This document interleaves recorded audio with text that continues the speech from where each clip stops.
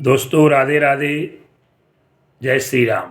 सज्जनों, आज मैं एक अमूल्य बात बताने जा रहा हूँ कि अपने पिता की कीमत क्या है, अर्थात बाप की कीमत क्या है। पिता कहो, बाप कहो, जनक कहो, तो इसकी कीमत क्या है हमारे जीवन में।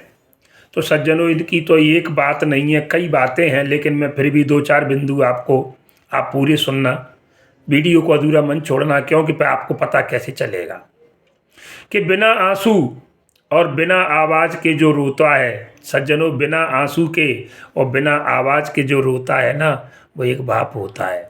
किसको कहे कि मेरे परिवार के लोग, मेरी पत्नी, मेरे बच्चे, मेरे परिवार के लोग मुझे परेशान कर रहे हैं, वो किसी से नहीं कह सकता। इसलिए अंदर ही अंदर आंसू निकलने नहीं देता, और जैसे कहते हैं जी दम घुटता है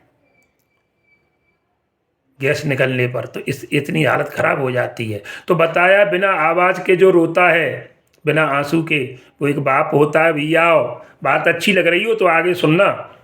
जो हमारे लिए बुरे वक्त से लड़ जाता है, वह एक बाप होता है। और भैया, जो अपनी इच्छाओं को दमन करके हमारी इच्छाओं को पूरी करता है, अपने लिए एक जोड़ी जूता चप्पल में ही सालें गुजार देगा, लेकिन बच्चे ने जैसे ही कहा उसको शादी में जाना है, वहाँ जाना है, तो नए जूते, नए मोजे, नई माने जो भी मांगेगा, हर इच्छा बच्चे की पूरी करता है। अपनी इच्छाओं की, अपनी बनियान फटी पहनेगा लेकिन कुर्ते में दबा लेगा अंदर, किसी को नहीं दिख रही, चलो कोई बात नहीं, लेकिन बच्चे को ज़रूरी है।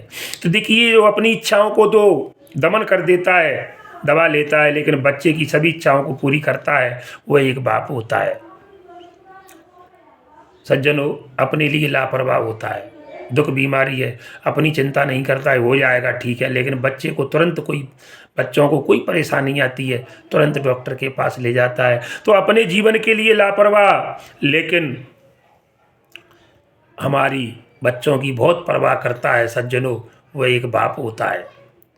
बात यदि बाप के बारे में यदि आपको अच्छी लग रही है ना, तो मेरी बात को आप अनदेखा मत करना। ज़रूर माता पिता के नाम पर भैया लाइक कमेंट ज़रूर करें, फॉलो भी कर लें, और शेयर करोगे तो आपके मित्र बंधु आपसे जो जुड़े हैं वो भी आपको इस बात को सुन सकेंगे, समझ सकेंगे।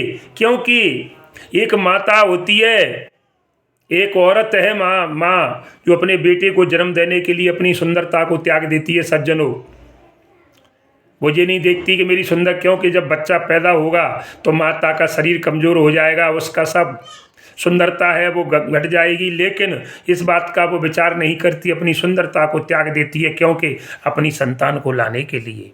और वही संतान, सज्जनों, जब बड़ी हो जाती है ना, तो वही बेटा सुंदर बीवी के लिए जो है अपनी माँ को त्याग देता है। कहता है, मैया अब मैं कौन की मानो, तेरी मानो कि जाकी मानो, अब तो इसलिए अब ठीक है, अब तू शांत रहबे करी। इस प्रकार से अपनी माँ से बात करते हैं, जबकि उस माँ ने अपने उस औलाद के लिए अपनी सुंदरता को छोड़ा, लेकिन एक सुंदर बीवी के लिए वो औलाद अपनी माँ को त्याग देता है। कितनी शर्म की बात है। यही कलयुग है। कलयुग कहते हैं, कलयुग कहाँ है, यही कलयुग है। सज्जनों, बात अच्छी लगे तो आप आगे इसको ज़रूर बढ़ाना, ज़रूर बढ़ाना। जय माता रानी की, जय माता रानी की।